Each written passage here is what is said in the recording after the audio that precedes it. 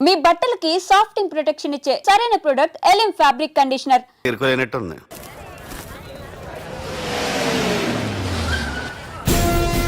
ఎక్కడి నుంచి వస్తున్నావు? నాకు తెలుసు, ప్రకాష్ దగ్గర నుంచి కదూ. తంబు మర్డర్ కేసు ఇన్వెస్టిగేషన్ చేసింది నేనే. అతన్ని నేను కావాలని చంపలేదు సార్. ఒక కుర్రాన్ని కాపాడే ప్రయత్నంలో అలా జరిగింది. తెలిసి చేసినా తెలియక చేసినా తప్పే అని ఫీల్ అయ్యాను. అందుకే ఆ ప్రకాష్ని కలవడానికి వెళ్ళాను. తంబుని చంపటం తప్పు కాదు పార్థు. మర్డర్ చేయడం తప్పు కాదంటున్నాడేంటని ఆశ్చర్యంగా ఉందా? రా, బండెక్కు. నాకంతా తెలుసు పార్థు, నీ తప్పేం లేదు. దిగు.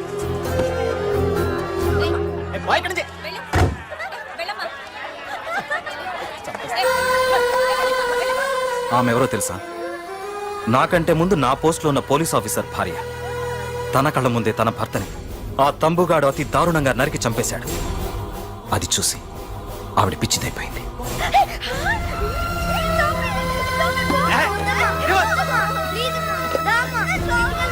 ఆ కుర్రాడు ఆవిడ కొడుకు.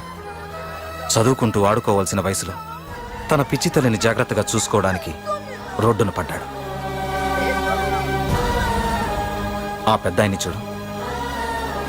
6 సంవత్సరాల క్రితం తన కూతురి పెళ్లి కోసం బట్టలు కొనడానికి కూతురుతో పాటు సిటీకి వచ్చాడు. తంబుగాడు ఆ అమ్మాయిని ఎత్తుకుపోయాడు. ఆ రోజు నుంచి ఈ రోజు వరకు తన కూతురు ఉందో లేదో తెలియకపోయినా ఎప్పటికైనా తిరిగి ఇవ్వకపోతారా అన్న చిన్న ఆశతో ఈ సిటీలో ఉండిపోయాడు. వీళ్లే కాదు పార్థు, ఒక్కసారి అటు చూడు. పశువులు కూడా ఉండలేని ఈ మురికి నీళ్ల పక్కన వీళ్ళెందుకుంటున్నారో తెలుసా? ఆ ప్రకాష్ గాడు తన తమ్ముడి పేరు మీద మల్టీప్లెక్స్ కట్టడానికి వీళ్ళుండే ఇళ్లని ఖాళీ చేయించి తన సొంతం చేసుకున్నాడు. వాణ్ణి ఎదిరించలేక వేరే దారి లేక వీళ్ళంతా ఈ దుర్భరమైన జీవితాన్ని గడుపుతున్నారు. ఇప్పుడు చెప్పు పార్థు, తంబుని చంపడం తప్పని ఇంకా నువ్వు ఫీల్ అవుతున్నావా? నువ్వు అడగచ్చు, ఇన్ని జరుగుతుంటే మీరేం చేస్తున్నారని. మా అధికారమే మాకు అడ్డమైంది. ప్రకాష్ గారిని టచ్ చేస్తే చాలు మినిస్టర్స్ నుంచి ఫోన్ కాల్స్, ఒక్కడుగు ముందుకేస్తే చాలు వెనక్కి రమ్మని హైకమాండ్ నుంచి ఆర్డర్స్. నా దృష్టిలో ప్రకాష్ని అరెస్ట్ చేయకపోవడం ఎంత తప్పో నిన్ను అరెస్ట్ చేయడం కూడా అంతే తప్పు. ఇదిగో నీ పర్స్, తంబు డెడ్ బాడీ దగ్గర దొరికింది.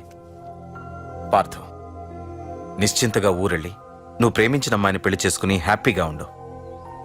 చూడు, నిన్ను నువ్వు రక్షించుకోవడానికి ఆ ప్రకాష్ని గాని వాడి మనుషుల్ని కానీ ఏమైనా చేయి. నీ వెనక నేనున్నాను. Wish you all the best.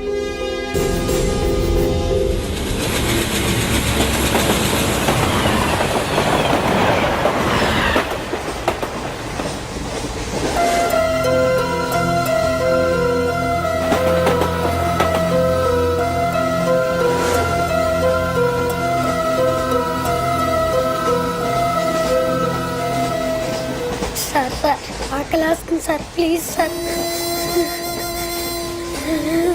అమ్మ ఆకలేస్తుందమ్మా. Sir please sir.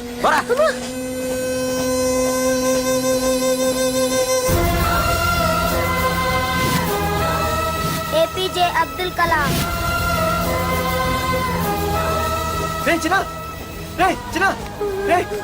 ఏంద్రా నీకు? ఏంటి లోను?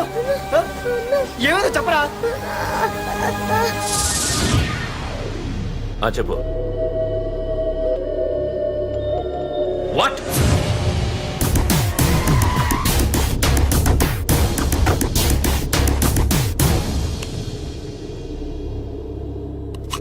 అన్నా, తమ్ముడిని చంపింది వరదరాజులు కాదన్నా, ఓ కాలేజీ కుర్రాడు.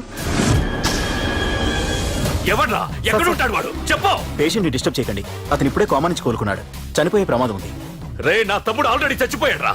వెళ్ళు. చెప్పు.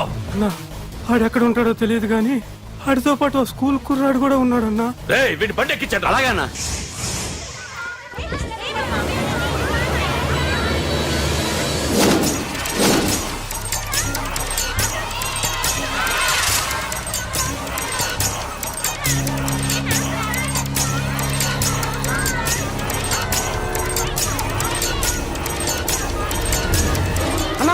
కుర్రాడన్నా.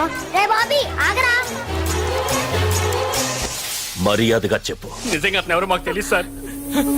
తెలియకుండానే వాడితో మీ కొడుకుని స్టేషన్కి పంపించారా? చెప్పు. తెలియదండి. ఏం చేయొద్దు. చెప్పు చెప్పు చెప్పు చెప్పు చెప్పు చెప్పు చెప్పు తెలియకుండానే వాడితో స్టేషన్ పంపించావా అడిగాడంట, తెలియకిచ్చాడంటే. చెప్పు ఏయ్! చెప్పవే చెప్పు చెప్పు ఏయ్!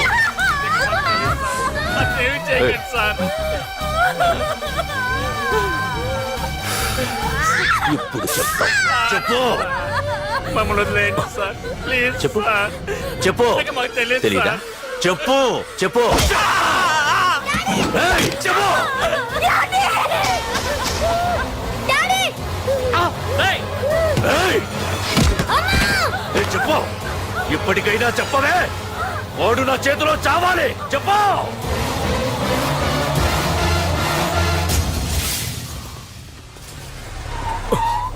సార్ వాడి గురించి ఇన్ఫర్మేషన్ తెలిసింది సార్. ఇది వాడి ఫోటో. అన్న వీడే నా తమ్ముడు చంపింది వీడే.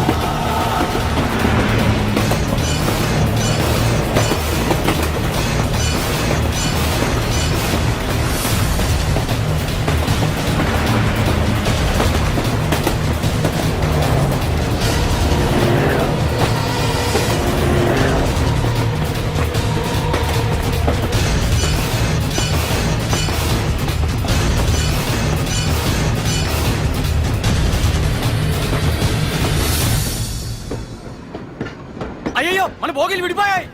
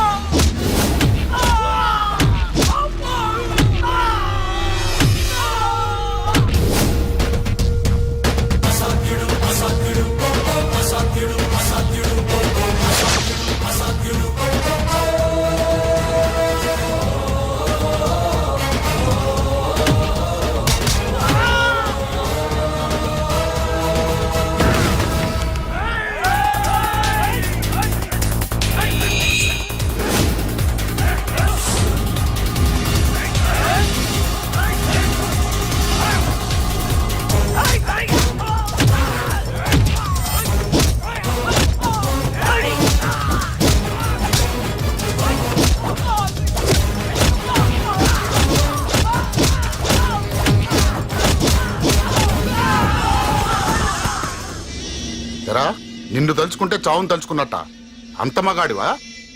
ఇప్పుడు తలుచుకోరా ఎవరిని తలుచుకుంటావు.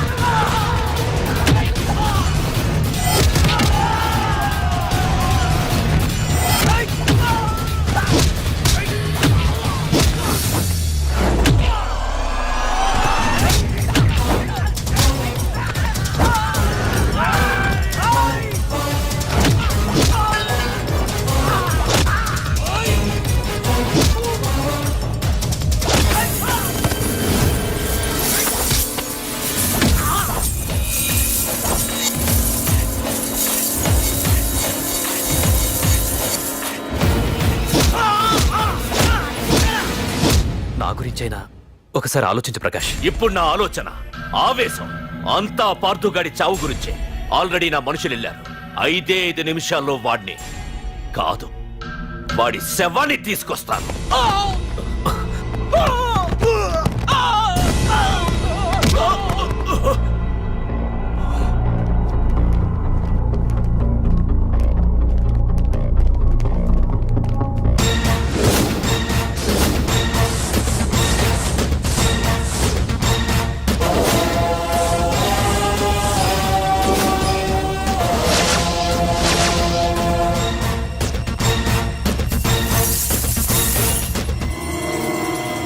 పార్థు, రేయ్, నువ్వు జీవితంలో ఏ తప్పైతే చేయకూడదు అదే చేశావు.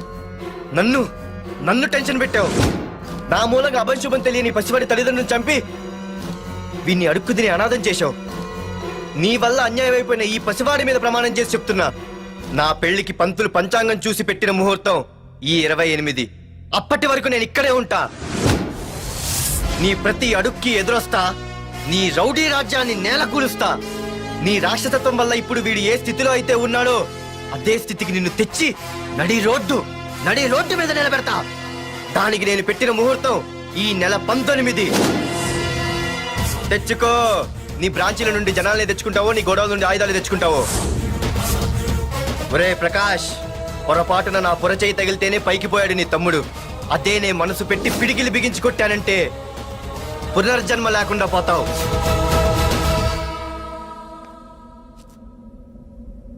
మళ్ళీ చెబుతున్నా, నేను ఒంటరి. నీ మనుషులు 100లైనా 1000లైనా ఏరి పారేస్తా.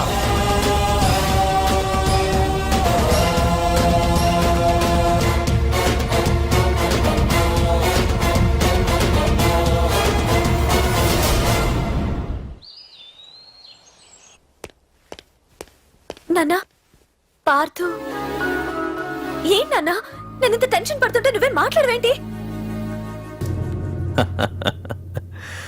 పార్థు తనని నమ్ముకున్న వాళ్ళని టెన్షన్ పెట్టడు, తనతో పెట్టుకున్న వాళ్ళకి టెన్షన్ పెడతాడు. అవునమ్మా, ఒక్క ప్రకాష్ కాదు, 100 మంది ప్రకాష్లు అడ్డొచ్చినా వాళ్ళంతు చూసి పెట్టిన ముహూర్తానికొచ్చి నీ మెళ్ళో తాళి కడతాడు.